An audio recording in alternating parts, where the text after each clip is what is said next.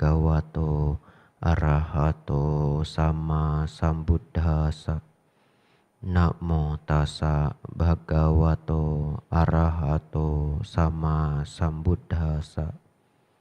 Namo tassa bhagavato arahato sama sambuddhassa. Kalena dhamma sawanang etang manggala mutamanti.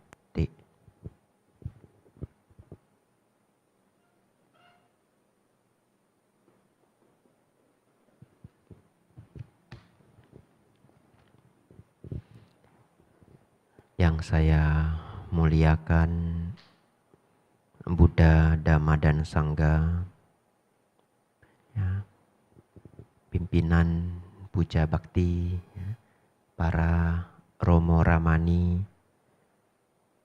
Bapak Ibu pengurus Wihara Dhamma Sundara, serta saudara-saudari semuanya, selamat pagi, Namo Buddhaya.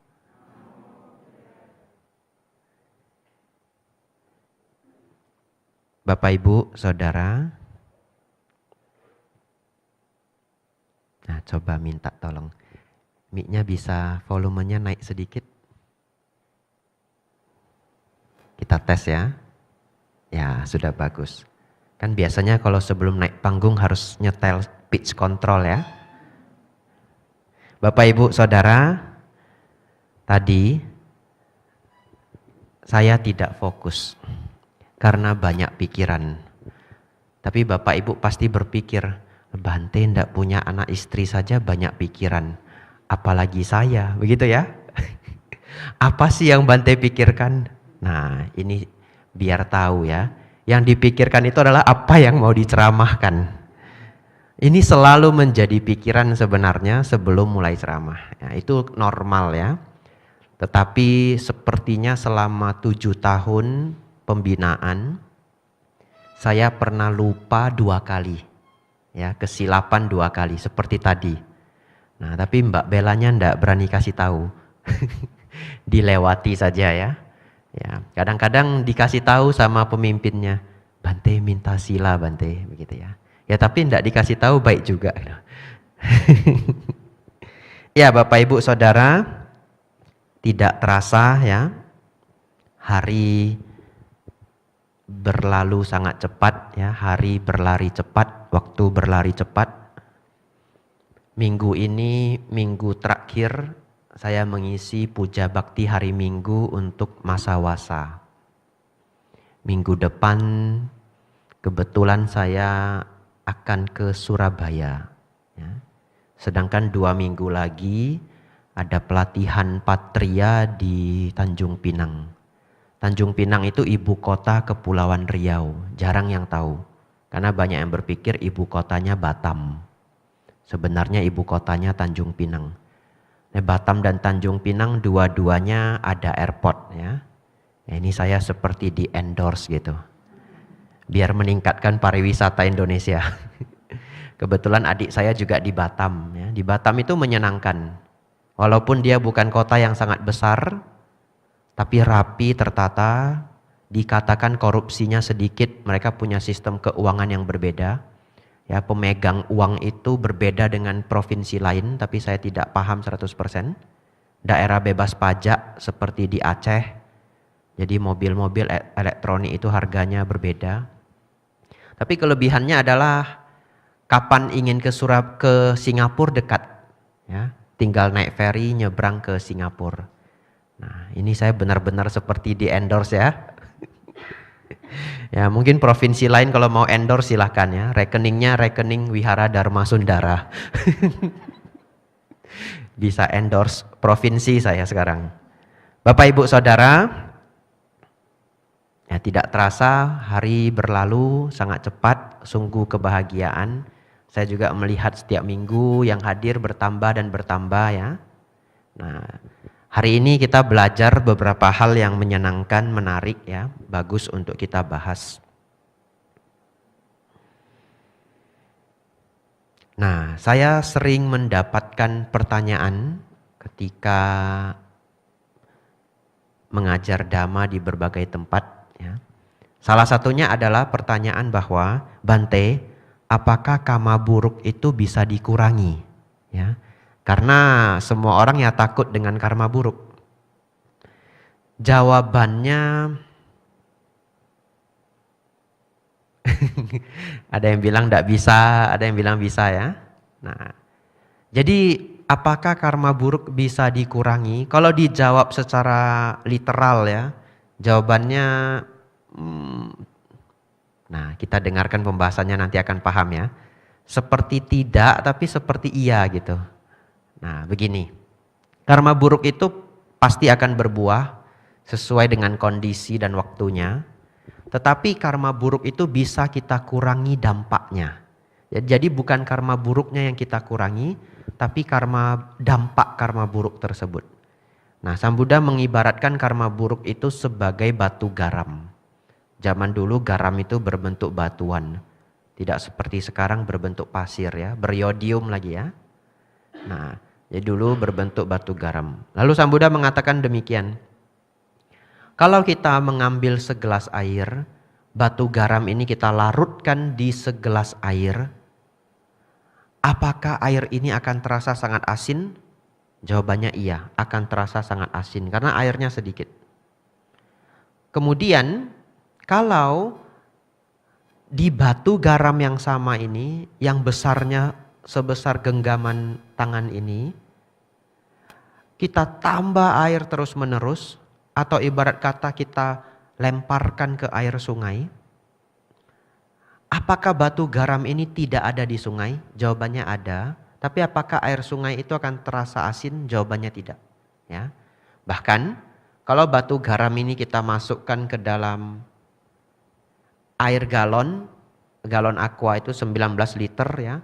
Asinnya tentu akan tidak seasin air 1 gelas.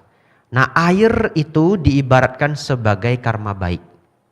Nah, jadi kalau seseorang terus berbuat karma baik, menambah karma baik, maka dampak dari asinnya garam itu akan berkurang. Tapi ya garam itu akan tetap ada, tidak bisa dihilangkan. Karma buruk tetap akan berbuah sesuai dengan kondisinya. Tapi kalau Bapak Ibu terus berbuat karma baik, kebajikan-kebajikan, itu persis seperti menambah air pada garam tersebut. Lama-lama dampak karma buruk itu akan kurang terasa atau bahkan tidak terasa. Sedikit contoh ya Bapak Ibu, nanti kita akan bahas mengenai parami. Sedikit contoh, misalkan seseorang itu memiliki karma buruk yang akan berbuah, yaitu dia akan difitnah oleh seseorang, oleh teman kantornya, katakan begitu. Kemudian dia difitnah. Ketika dia difitnah, itu adalah satu perlakuan di mana karma buruknya matang sesuai dengan kondisi dan waktunya. Tetapi jikalau selama ini dia bekerja di kantor selama 3 tahun, dia sangat jujur. Dia sangat-sangat jujur. Dia memegang sila dengan baik ya, tidak berbohong. Dia jujur, punya kebaikan hati, baik dengan temannya. Fitnahan itu akan terasa lebih ringan.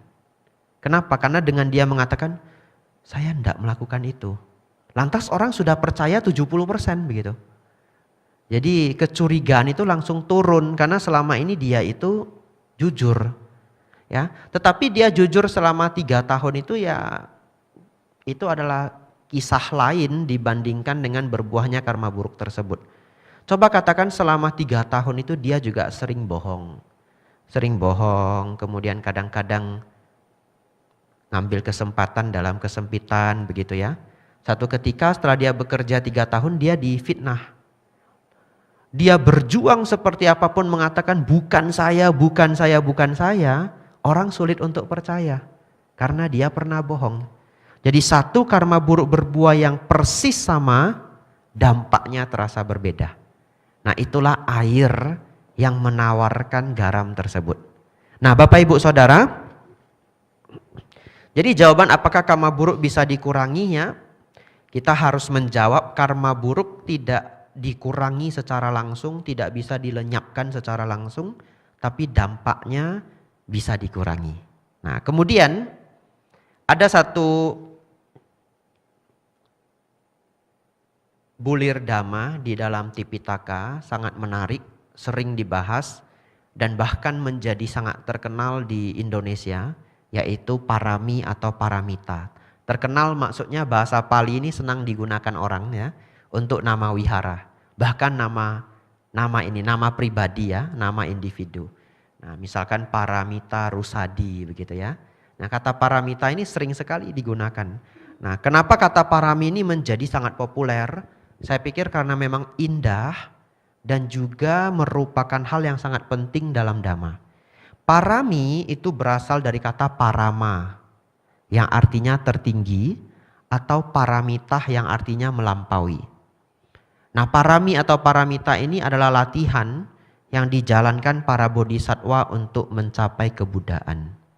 Di Mahayana, paramita ini ada 6 bulir. Di Theravada ada 10 bulir ya. Mungkin ada yang merasa kok di Theravada lebih banyak banget begitu ya. Waduh, sebenarnya sama saja, hanya ada beberapa bulir yang dipres gitu, disingkat. Seperti sila yang kita jalankan Pancasila itu musawadanya itu 4 poin, betul ya?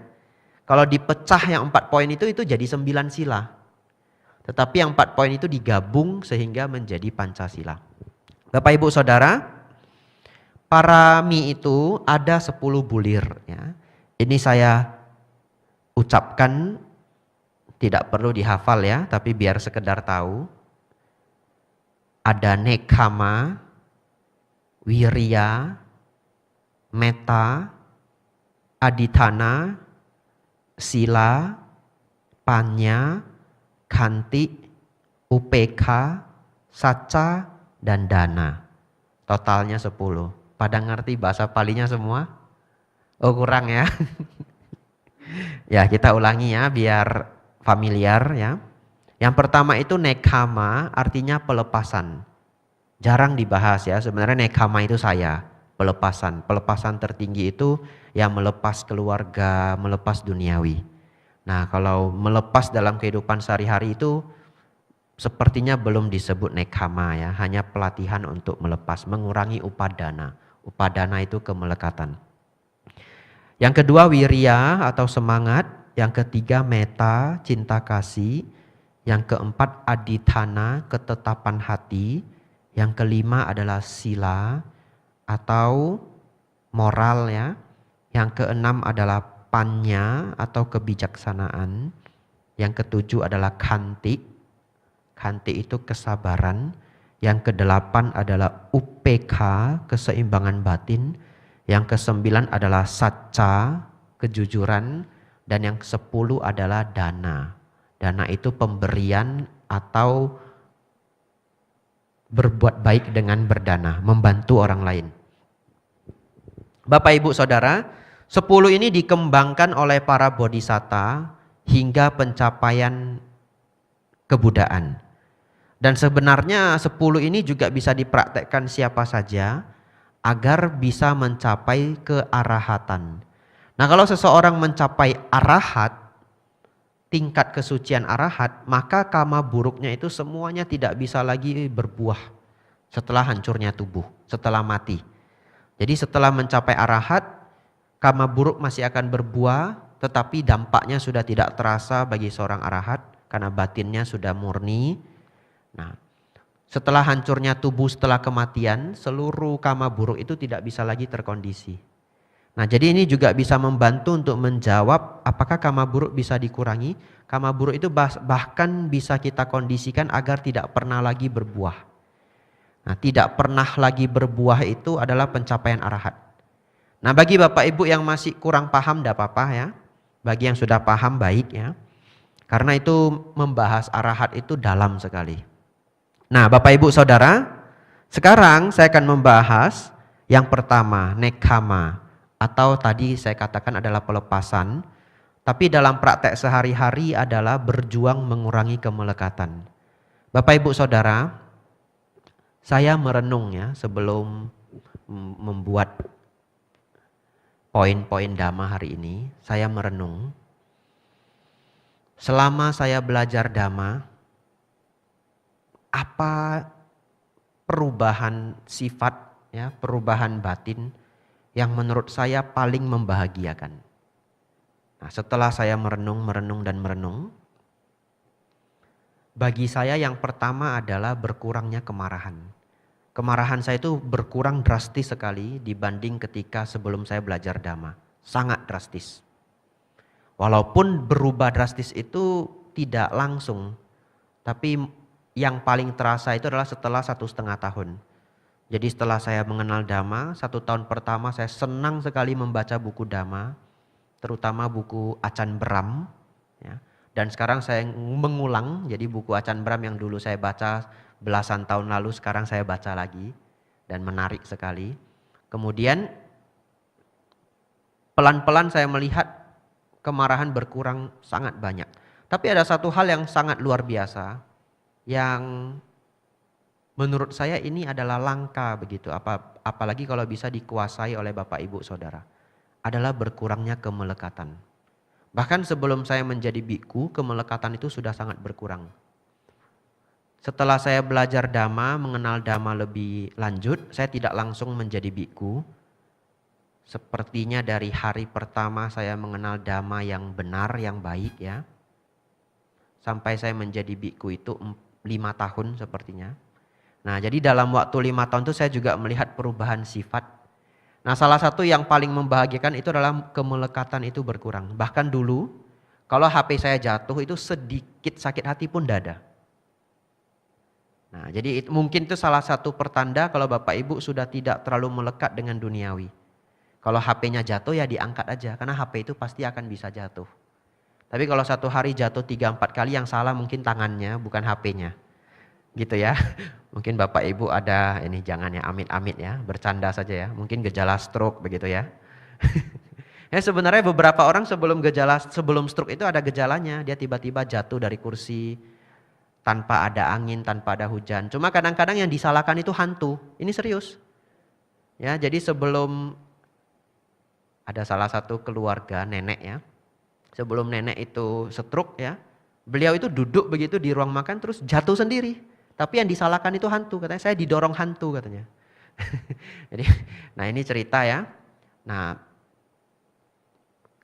kemelekatan saya itu berkurang sangat banyak. Nah hari ini saya ingin bagi ini mengenai kemelekatan. Karena saya yakin kalau Bapak Ibu Saudara bisa mengurangi kemelekatan dalam kehidupan sehari-hari, hidup Bapak Ibu akan menjadi jauh lebih ringan. Ya. Jauh lebih ringan. Bagaimana kemelekatan itu menjadi masalah? Ini saya beri contoh ya. Bapak Ibu Saudara, umumnya orang itu melekat pada apa yang dia sukai. Ya. Misalkan melekat pada suami, istri atau pacar. Nah ini melekatnya sangat terasa. Misalkan kalau ada pasangannya, misalkan pacarnya itu ngobrol dengan laki-laki lain. Nah akan terasa, kemelekatan ini akan terasa. Bapak Ibu bagi yang pernah merasakannya akan merasa sangat iritasi. Kenapa dia ngobrol lama sama si itu gitu ya. Nah itu adalah salah satu contoh kemelekatan.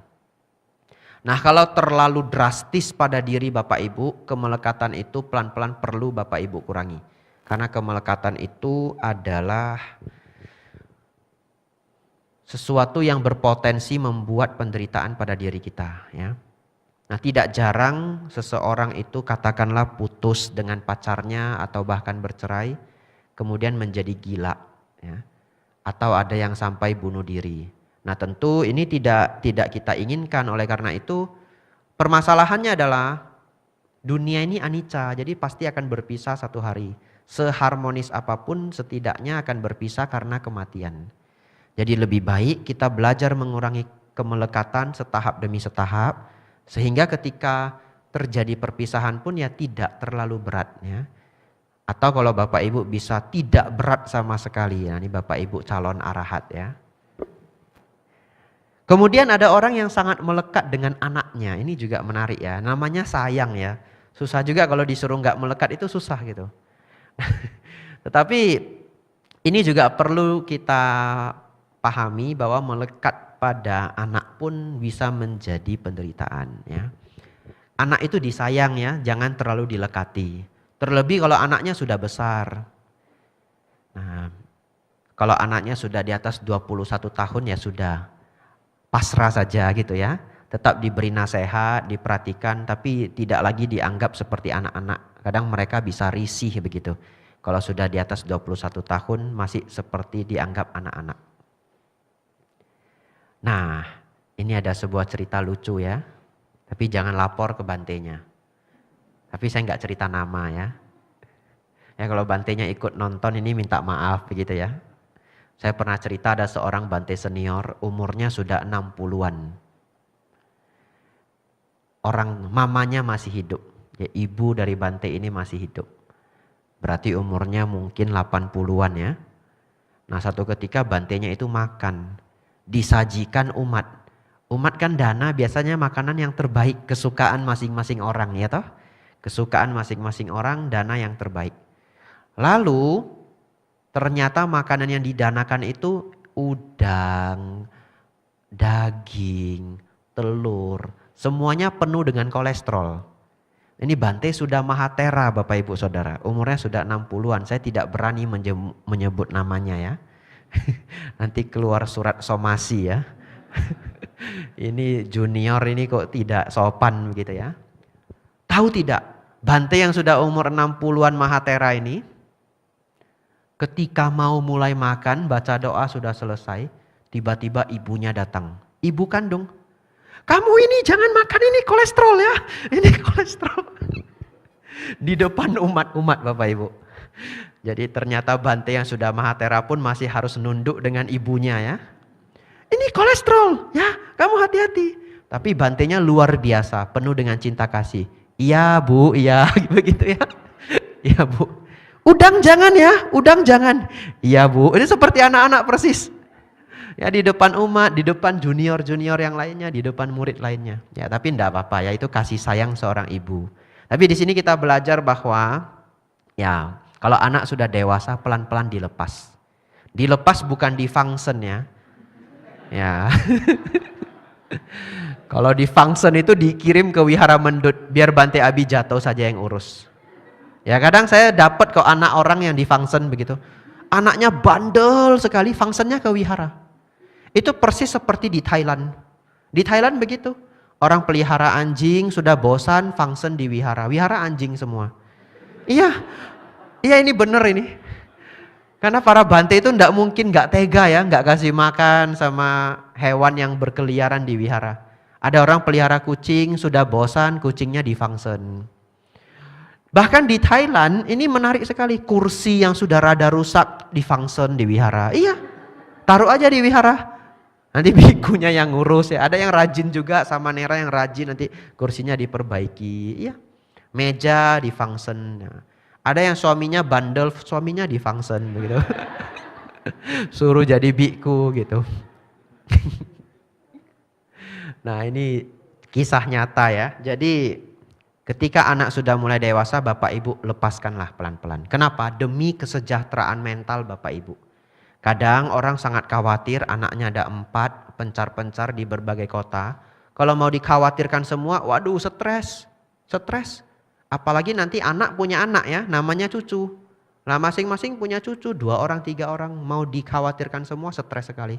Belajar untuk melepas. Melepas itu bukan berarti tidak sayang kok. Ya, kalau ketika mereka ada masalah, Bapak Ibu datang membantu dengan ketenangan. Mengkhawatirkan mereka 24 jam itu tidak bisa membantu ya. Ya, tetapi ya pasti karena sayang ada rasa khawatir, tapi pelan-pelan kemelekatannya dikurangi. Ini guyon ya, ada guyonan yang lucu. Orang Medan itu dulu, mungkin sampai sekarang, sangat senang sekali minta nasihat ke tatung. Tatung atau tangki ya. Tangki itu adalah praktek orang yang bisa kesurupan, ngundang dewa masuk ke tubuh. Nanti seperti kesurupan. Orang Medan itu senang sekali kalau ada masalah nanyanya itu ke tangki. Nah sekarang sih sudah mulai berkurang ya. Nah nanti pada protes ya asosiasi tangki ya. Karena peminatnya sudah berkurang. Nah jadi ini guyon, tidak tahu benar apa enggak saya diceritain. Satu ketika ada klien ya, mau bahasanya apa bingung saya, umat ya bukan, pasien bukan, klien bukan ya. Ya klien dah ya. Ada klien yang datang ke tangki ini, kemudian protes ke dewanya. Saya selalu berdoa agar kamu dewa ya, waktu itu sembayangnya ke dewa Quan Kong. Quan Kong atau Quan Te Kong itu dewa Tiongkok yang pegang tombak. Gagah sekali. Sebenarnya Quan Te Kong itu dulu adalah seorang jenderal perang yang sangat setia. Jadi ini kebiasaan orang Tiongkok, siapa saja figur hebat itu didewakan. Jadi orang sangat dermawan nanti jadi dewa. Jenderal perang yang sangat setia dengan negara nanti akan jadi dewa. Jadi kalau kita menggunakan budaya yang sama, Anathapindika akan jadi dewa. Misalkan seperti itu ya. Ibu Wisaka akan jadi dewa. Ya, tetapi karena tradisi Buddhism di India itu tidak seperti itu ya. Jadi kita tidak mengenal banyak dewa-dewa. Tapi di Tiongkok figur-figur hebat itu rata-rata didewakan. Nah, satu ketika umat ini protes. Klien ini protes. Saya sembayang minta anak saya dilindungi sama Quan Kong. Tapi kok bisa anak saya jatuh dari kereta, katanya begitu. Protesnya seperti itu. Nah, jawabnya ini nggak tahu benar atau guyon. Katanya anakmu itu ngebut itu naik RX King, Quan Kong naik kuda katanya. Ngejarnya nggak dapet. Pas anakmu mau jatuh itu Quan Kong mau menyelamatkan itu nggak dapet katanya begitu ya. Ya, seperti itulah ya Bapak Ibu. Jadi kekhawatiran orang tua itu ya tidak bisa menolong anak 100%. Tetapi bagaimana menolong anak? Berikanlah nasihat yang terbaik ya. Berikanlah semangat. Ketika mereka berat menelepon, kasih semangat ya. Kalau bisa diajak ke wihara, kita belajar dhamma di sini juga, sehingga anak menjadi lebih bijaksana. Bapak Ibu Saudara, nah tadi cerita Quan Kong ya. Jadi kalau Bapak Ibu minta saya, Bante tolong jaga anak saya juga nggak bisa ngejar. Saya bahkan kuda juga nggak ada, saya jalan Bapak Ibu. Saya jalan. Jadi kadang ada juga umat nitip kan, Bante anak saya tolong dijaga, anak saya ada di Surabaya, semoga dia selamat, sehat. Ya pasti saya jawab iya ya, iya Bu, sehat, sentosa begitu. Tapi kalau anaknya ada kejadian nelpon saya juga nggak bisa ngejar ini. Saya ngejarnya Pak Bekti, ayo ke Surabaya begitu ya. Bapak Ibu Saudara, satu lagi, melekat dengan harta ya. Melekat dengan harta ini problem, tapi nggak ada harta yang nggak makan begitu ya. Tetapi harta itu dicari untuk mensejahterakan kehidupan ya, mensejahterakan keluarga, mencukupi kebutuhan-kebutuhan ya. Kalau lebih ya syukur ya, katanya ada ekstra dolar di rekening membuat tidur menjadi lebih nyenyak, katanya begitu ya. Ya syukur, tetapi belajarlah untuk tidak melekat pada harta. Kenapa? Karena satu ketika semuanya akan ditinggalkan. Kalau Bapak Ibu satu kali sudah bisa HP-nya jatuh nggak sakit hati, diangkat lagi disimpan aja, berarti kemelekatannya sudah berkurang ya. Tapi Bante itu iPhone terbaru Bante. Ya berarti latihannya kurang ya, nanti HP-nya dimurahin begitu ya kalau jatuh biar nggak sakit hati. Nah, mengenai melekat dengan harta ini sangat baik kalau Bapak Ibu sudah mulai bisa melepas kemelekatan pada kepemilikan apa saja ya. Baju kesayangan kadang-kadang bisa robek, Bapak Ibu bisa sakit hati setengah hari. Tapi kalau dikurangi, maka nanti hidup akan jadi sangat ringan. Nah Bante, ada seseorang, siapa saja ya di masyarakat sangat sering terjadi. Sudah berusaha sebaik mungkin tapi kenapa permasalahan ekonomi masih tetap ada ya. Nah harus kita pahami bahwa kehidupan setiap orang itu ditemani oleh karma buruk dan karma baik masing-masing. Kalau Bapak Ibu sudah berjuang ya, tetapi masih kesulitan secara ekonomi, tidak apa-apa, diterima saja. Itu bagian dari karma yang telah kita kerjakan. Tetapi ya jangan berhenti berjuang. Artinya jangan merasa bersalah pada diri sendiri ya. Jangan merasa bersalah pada diri sendiri karena setiap orang karmanya berbeda-beda. Ada orang seperti gampang saja, tidak banyak berjuang, ketemu temannya, kemudian diajak bisnis lancar. Kemudian sejahtera sampai akhir hayat. Oh lancar sekali hidupnya. Ya tapi setiap orang membawa karma baik yang berbeda-beda. Tapi bagaimanapun tidak ada orang yang sempurna. Orang yang kita lihat penuh dengan harta kekayaan pun belum tentu sempurna ya. Setiap orang ada masalah masing-masing. Mungkin masalahnya nanti, ya tidak ya, amit-amit ya. Masalahnya mungkin di anak, mungkin masalahnya di badan kesehatannya, kita tidak pernah tahu. Karena tidak ada orang yang terlahir sempurna. Kenapa tidak ada orang yang terlahir sempurna? Kalau sempurna tidak lahir lagi. Iya, kalau sempurna itu dalam Dhamma adalah pencapaian arahat. Jadi kalau sempurna tidak lahir lagi. Tapi ada satu hal yang membuat saya merasa belajar Dhamma itu membuat kita sangat nyaman, sangat termotivasi. Kehidupan ini tidak hanya sekali Bapak Ibu. Kehidupan ini ada keberlanjutannya, punarbawa. Kalau kita sudah paham hukum kamawipaka, kita sudah paham punarbawa, hukum kelahiran kembali ya, maka sesungguhnya kalau Bapak Ibu punya harapan baik, punya cita-cita, tidak terrealisasi di kehidupan ini, maka akan terrealisasi di kehidupan yang akan datang. Selama yang kita lakukan adalah positif. Jadi punarbawa itu tidak kita takuti. Kalau Bapak Ibu tidak memiliki Dhamma, punarbawa itu bisa menjadi ketakutan. Kenapa? Karena samsara dikatakan tidak habis-habis. Dikatakan oleh Bante Medacito kemarin jadi sengsara, betul ya? Karena tidak habis-habis. Jadi kalau lahir mati ini tidak dipahami, betul orang yang sudah naik hidupnya, satu ketika bisa turun lagi. Kenapa? Karena unlimited time, waktu yang tidak terbatas. Tapi begitu kita memahami Dhamma, kita akan belajar untuk keluar dari sangsara. Dan sebelum keluar itu kehidupan kita selalu meningkat dari waktu ke waktu. Meningkat dari waktu ke waktu. Jadi begitu kita sudah mengenal Dhamma, kita manfaatkan kebijaksanaan Sang Buddha ini, kehidupan kita akan meningkat, meningkat, dan meningkat. Contoh, pencapaian kesucian pertama yang disebut sebagai Sotapanna, Sang Buddha mengatakan bahwa orang ini hanya akan terlahir maksimal 7 kali lagi. Dan dari 7 kelahiran ini tidak akan mungkin lahir di alam rendah. Artinya dari satu kelahiran ke kelahiran berikutnya itu adalah lebih baik, dan lebih baik. Jadi kalau kita memahami hukum kamawipaka, kita tidak takut pada punarbawa. Malahan punarbawa itu bisa menjadi kesempatan yang baik. Banyak sekali orang yang ingin menjadi bikku, tapi belum bisa. Karena mungkin orang tuanya melarang, mungkin orang tuanya sakit, mungkin sudah ada keluarga. Tidak perlu tergesa-gesa. Belajarlah Dhamma dengan baik, praktek Dhamma, keluarga dijaga dengan penuh tanggung jawab. Menjaga keluarga itu juga adalah karma baik. Nah kondisi-kondisi ini nanti akan bertumpuk di kelahiran yang berikutnya.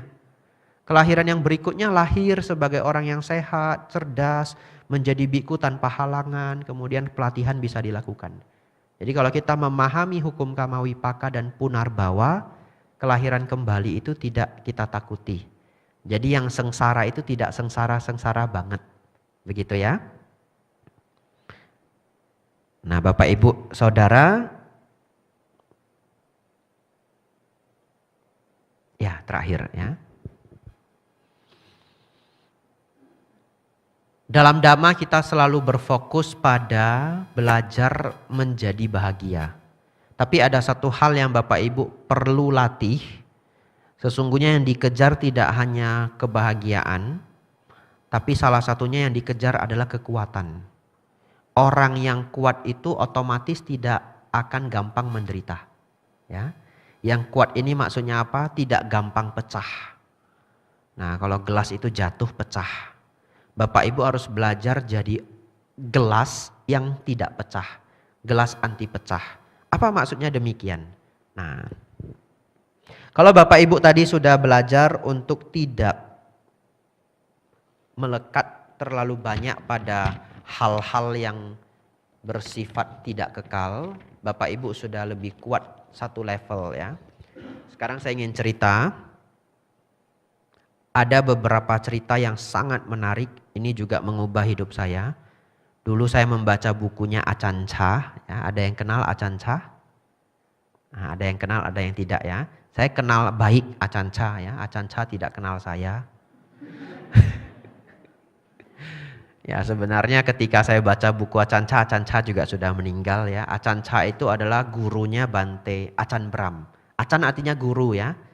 Ditulis pakai J, sebenarnya bacanya C, itu bahasa Thai. Baca yang benar adalah Achan.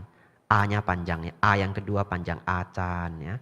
Nah jadi ada satu ajaran di dalam buku Achan Chah yang di dalam buku Achan Brahm sebenarnya tapi menceritakan tentang Achan Chah. Ini sangat mengubah saya. Semoga Bapak Ibu bisa mengambil konsep ini, praktekkan dalam kehidupan sehari-hari, hidup akan jadi sangat ringan. Satu ketika di Wihara Acanca itu sering ada pembangunan. Dan kalau pembangunan itu yang diminta membantu itu para biku. Ini serius. Para biku, para samanera bantu pembangunan. Kalau Bapak Ibu ke STAB di Malang ya, Wihara Bante Khanti, para samanera kadang-kadang juga membantu pembangunan. Nah untung di sini sedang pembangunan, untung saya nggak disuruh pembangunan ya. Wah saya sendiri nih angkat pasir turun naik turun, tapi ya bagusnya keluar wasa saya sispek saya. Di Wihara Acanca mereka bantu pembangunan ya, biku-biku bule itu bantu. Nah satu ketika ada satu biku lucu sekali, dia diminta seniornya untuk mindahin pasir. Jadi pasir yang di depan disuruh mindahin ke belakang. Ya seperti ini sekarang ada pembangunan candi ya. Nah saya lihat ada pasir di sana. Nah ibarat kata saya disuruh ya mindahin pasir belakang, depan ke belakang ya. Tapi tidak mungkin ya. Nah biku ini mindahin pasir dari depan ke belakang. Dia mindahin sehari penuh, pagi sampai sore. Pakai itu, kereta sorong ya. Apa namanya? Kereta sorong benar ya? Ya pakai kereta sorong, mindahin sedikit demi sedikit dari depan ke belakang. Besoknya seniornya bilang, aduh saya salah. Itu pasirnya harusnya di depan. Yang mau dibangun itu pembangunannya di depan. Tolong dipindahkan ke depannya. Begitu ya. Lalu ya biku ini mindahin lagi. Pasir yang belakang itu ke depan. Lalu beberapa hari kemudian seniornya salah lagi. Ya bagaimana ya. Kalau senior salah kan balik ke peraturan pertama. Senior tidak pernah salah. Ya itu balada biku juga ya, ini sambil curhat ya. Ya ini gawat juga nanti rekaman saya ditonton para mahatera ya. Ya akhirnya seniornya minta itu pasir belakang taruh depan saja. Saya salah kemarin ya, nanti taruh depan. Baik Bante, kan kalau junior cuma bisa jawab begitu ya. Baik Bante. Nah biku ini kemudian mindahin pasir sepanjang hari dari belakang ke depan. Kemudian ngomel-ngomel sepanjang hari. Bagaimana itu pasir disuruh bawa ke belakang, bawa ke depan. Ini nyanyiakan tenaga saya. Betul ya? Jadi dia kesal sepanjang hari. Kesal sepanjang hari. Kemudian didengar oleh Acanca. Acanca manggil, Acanca kasih nasihat. Kalau misalkan saya, karena beliau guru yang paling senior di wihara tersebut. Kalau saya minta Anda, minta Auso, minta Anda untuk mindahin pasir yang banyak sekali dari depan ke belakang dan mindahinnya perlu seminggu. Kamu mindahin gak? Mindahin Bante. Pasti mindahin ya. Dengan senang hati membantu para guru kemudian membangun wihara. Dia mindahin. Dan dia bekerja selama seminggu. Nah kamu mindahin. Sekarang kenapa? Kamu mindahin pasir yang 3 hari ini kemudian kamu merasa sangat kesal. Dia mengatakan bahwa karena seperti mengerjakan hal yang sia-sia. Di situ Acanca mengatakan yang membuat kamu kesal bukan sia-sianya. Yang membuat kamu kesal adalah pikiranmu sendiri. Sebenarnya beratnya pasir itu kan sama toh. Dan dia kerjakan selama 3 hari. Kalau sang guru meminta dia memindahkan 7 hari pun dia pindahkan. Tapi pikiran itu kesal karena seperti melakukan hal yang sia-sia. Tapi dengan memahami bahwa ternyata yang membuat berat itu bukan pasirnya, bukan seniornya. Yang membuat berat itu adalah pikirannya, dia langsung kesalnya langsung menurun. Dari situ dia langsung memahami bagaimana kerja pikiran.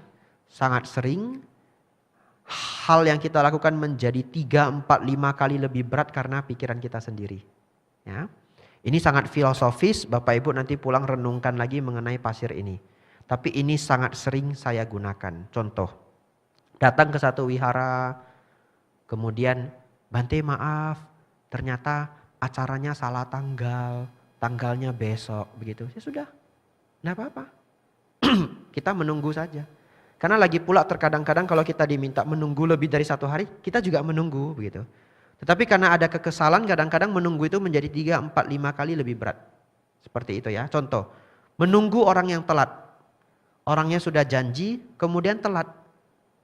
telatnya 20 menit. Kadang kita orang yang belum menyadari bisa kesal sekali karena menunggu 20 menit. Jangan, kesal itu dibuang. Kenapa? Lah kalau pesawat delay 3 jam Anda enggak marah-marah. Pasrah saja, betul ya? Delay 2 jam pasrah saja. Ada juga sih yang marah-marah di airport, saya pernah lihat ya. Nah akhirnya marah-marah kemudian dikasih voucher makanan biasanya begitu ya. Saya pernah loh delay sampai maskapai itu ngirimi nasi ayam. Bapak Ibu pernah merasakan delay sampai dikirimi nasi ayam? Belum pernah ya? Iya saya pernah delay. Sampai maskapainya itu delay 2 kali saking panjangnya. Maskapainya memberikan nasi ayam. Tapi balada seorang biku itu jam 6 sore. Ayamnya nggak bisa nyogok saya. Oh saya nggak bisa makan. Ya ketika dibagi saya cuma bisa. Maaf saya puasa. Cuma bisa begitu ya. Wah, malah sekarang penderitaan saya 2 kali lipat ya. Saya harus merasakan delay 2 kali sambil melihat orang lain makan nasi ayam begitu ya. Saya juga pernah delay yang sengsara sekali. Karena waktu itu delay kemudian saya tidak ada air. Saya haus sekali, ini kisah nyata. Haus sekali dan saya tidak ada air. Sampai saya minta ke tukang sapu cleaning service. Serius, saya datangi cleaning service-nya. Pak maaf Pak di bandara ini ada air gratis enggak? Sampai begitu, saya sudah haus sekali. Tapi cleaning service-nya bilang, maaf Pak enggak ada. Karena di beberapa bandara di luar negeri itu ada ya keran minum air yang unlimited gitu. Nah kalau di Singapura ada, katanya enggak ada. Padahal harapan saya mungkin cleaning service-nya mau ngasih air. Karena enggak mungkin kantornya enggak ada air toh. Ya tapi sudah enggak apa-apa. Tidak ada air. Saya balik lagi ke tempat duduk. Apa yang saya renungkan untuk mengurangi penderitaan saya? Ini bukan mau cerita agama ya. Umat muslim saja sanggup puasa ya dari pagi sampai jam maghrib ya. Wah saya juga harus bisa latihan. Tapi itu cukup berat karena tidak ada persiapan. Jadi saya haus karena delay. Tapi sejak itu pengalaman, jadi pengalaman hidup sangat berharga. Sekarang kalau saya naik pesawat ke luar provinsi, saya bawa air 2 botol. Satu di yam, ini tasnya biku namanya yam. Satu di koper ya, saya selalu bawa 2. Persiapan untuk delay. Bapak Ibu Saudara, satu lagi cerita sangat luar biasa baik bagi saya. Dari Acan Chah juga ya. Nah, satu ketika Acan Chah memimpin retreat. Ya setiap hari retreat ya, kalau di wihara setiap hari meditasi. Bayangkan Bapak Ibu semua yang hadir ini adalah para biku, kemudian Acan Chah mengajar, kemudian meditasi bersama. Tapi ketika itu ada pembangunan. Jadi ada pembangunan, ada suara yang ribut ya. Kemudian dekat dari wihara itu, saya tidak tahu detail ceritanya, ada suara bel yang kencang. Jadi ada orang yang terus membunyikan bel yang kencang. Teng, teng, teng. Nah itu sangat mengganggu bagi para meditator. Kemudian mereka laporkan ke Acan Chah. Bante, Acan, kami selalu diganggu oleh suara-suara. Baik suara bel maupun suara pembangunan. Bagaimana itu? Acan Chah hanya menjawab ini. Suara itu tidak pernah mengganggu Anda. Anda yang mengganggu suara itu. Ya. Suara itu tidak pernah mengganggu Anda. Anda yang mengganggu suara itu. Ini dalam sekali. Ya Bapak Ibu nanti pulang harus renung-renungkan lagi. Nah, jadi setelah mendengar kalimat itu, murid-muridnya lantas merenung ya. Apa makna kalimat ini? Akhirnya mereka menyadari bahwa kalau seseorang bermeditasi dengan damai ya, ketika Bapak Ibu sangat damai, suara-suara di luar itu akan berhenti. Ya, ini adalah pengalaman meditasi. Bapak Ibu harus praktek sendiri. Nah, ketika seseorang bisa berdamai dengan keadaan, suara-suara itu nanti tidak mengganggu lagi, kemudian kita bisa tenang bermeditasi. Walaupun tentu tidak setenang kalau tempat itu senyap. Ini sangat mirip dengan Bapak Ibu mau tidur. Kadangkala kita terjebak di tempat yang bagaimanapun ada suaranya. Misalkan tetangga lagi pembangunan rumah. Saya juga pernah dapat di wihara Kuti sebelahnya pembangunan. Jadi itu suara non-stop Bapak Ibu. Ketika siang hari suara non-stop. Jadi kalau Bapak Ibu mau istirahat siang 1 jam, belum tentu bisa tidur. Tetapi kalau sudah hari kedua, hari ketiga kan bisa tidur ya kadang-kadang ya. Suara itu jadi tidak mengganggu, kemudian Bapak Ibu tidur. Nah setelah Bapak Ibu bisa tidur, pertanyaannya adalah apakah suara itu hilang atau sebenarnya masih ada? Masih ada. Tapi kok bisa tidur? Aneh ya? Karena pikiran kita sudah tidak mengganggu suara itu. Hari pertama pikiran kita itu begitu melekat pada gangguan itu. Tapi hari kedua, hari ketiga sudah berdamai. Karena apa boleh buat? Kalau nggak berdamai juga nggak bisa.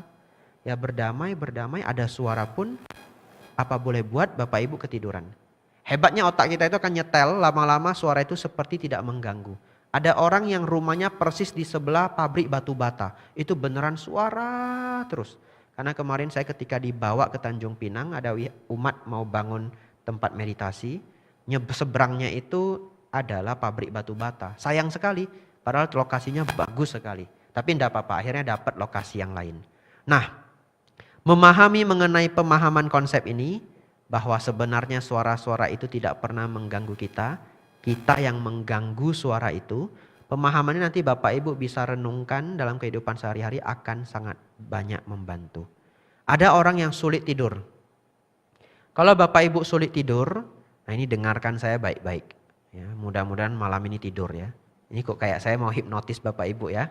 Nah, dengarkan saya baik-baik ya. Bapak Ibu tahu, para tentara yang berperang di medan perang itu perangnya bukan sehari, seminggu, ada yang bulanan, ada yang tahunan. Mengerikan sekali. Dan para tentara itu saking terbiasa dan saking lelahnya, mereka itu kadang-kadang istirahat di lubang. Ya, jadi mereka gali lubang yang biasa dikasih kantong-kantong pasir itu ya. Saya juga nggak pernah ikut perang ya, kalau saya ikut perang mungkin saya tidak di sini. Nah, mereka yang menjaga lubang-lubang itu bergantian untuk tidur. Dan Bapak Ibu tahu itu benar-benar adalah garis paling luarnya medan perang. Yang bom itu bisa meledak kapan saja. Bapak Ibu mungkin melihat betapa ngerinya peperangan karena beberapa bulan ini banyak berita Ukraina Rusia. Jadi Bapak Ibu masih bisa membayangkan. Mereka yang tidur di garis paling depan, tentara yang ada di garis paling depan itu gantian tidurnya. Misalkan berempat gantian tidurnya. Nanti ketika dua tidur, dua jaga. Dua tidur, dua jaga. Bapak Ibu bayangkan dalam suasana perang, para tentara itu bisa tidur. Padahal di sana itu suaranya luar biasa kencang, kadang-kadang ada bom, ada suara tembakan, dan bisa mati kapan saja. Kenapa mereka bisa tidur? Karena sudah sangat capek dan sudah terbiasa. Dan sudah terbiasa. Jadi kalau Bapak Ibu nanti di rumah susah tidur karena ada gangguan suara dan gangguan lainnya. Bapak Ibu coba renungkan mengenai tentara ini. Tentara aja bisa tidur kok saya enggak begitu ya. Nah, jangan terlalu dikhawatirkan. Kalau Bapak Ibu khawatir tidak bisa tidur, Bapak Ibu akan semakin tidak bisa tidur. Semakin khawatir tidak bisa tidur, semakin tidak bisa tidur. Nanti pelan-pelan belajar pasrah saja. Cara pasrahnya begini, ini aneh. Ini cara yang saya kembangkan ya, tapi saya nggak sulit tidur orangnya ya. Caranya adalah saya tidur nggak apa-apa. Yang penting saya rebahan. Dengan begitu kan tidak begitu khawatir. Pokoknya saya rebahan. Mau tidur nggak tidur, yang penting saya rebahan. Kalau saya rebahan sampai pagi pun saya pasti bisa bekerja. Nah dengan begitu nanti kecemasannya berkurang. Mudah-mudahan tidur ya. Nah terakhir, dari tadi terakhir nggak habis-habis ya. Lah kan hari terakhir. Terakhir itu bukan ceramahnya terakhir, hari terakhir ya. Setelah itu kan nanti ketemunya bulan-bulan berikutnya di luar masa wasa ya. Ya, ini informasi saja bukan dhamma, ya, sharing-sharing saja. Bagi yang sulit tidur, boleh malam-malam sebelum mau tidur itu minum cuka apel ditambah madu ya. Nanti cari cuka apel, ada merek Tahesta, saya nggak di endorse juga ya. Kalau merek Tahesta denger boleh endorse ya. Nah, kirimnya ke rekening Wihara Dharma Sundara. Ini bercanda ya, bercanda. Ya Bapak Ibu bisa minum cuka apel ditambah madu, katanya itu sangat membuat gampang tidur. Ya Bapak Ibu Saudara, semoga pelajaran kita hari ini membawa kebahagiaan, kehidupan Bapak Ibu semakin ringan, semakin maju dalam dhamma. Sabe sata, bawantu, sukitata. Semoga semua makhluk hidup berbahagia.